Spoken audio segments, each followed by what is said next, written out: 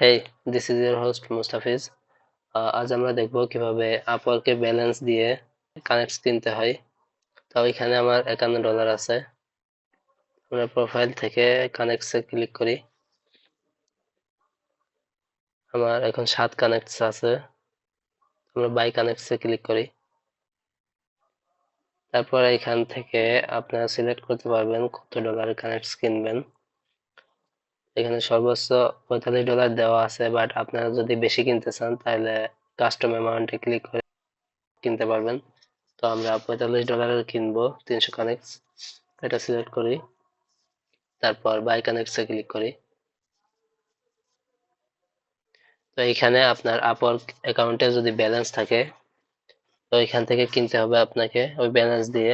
আর যদি ব্যালেন্স না থাকে তাহলে আপনার কার্ড দিয়ে বা অন্য কোনো মাধ্যমে কিনতে পারবেন। আমাদের যেহেতু ব্যালেন্সে আছে সেক্ষেত্রে এখান থেকে কেটে নিবে।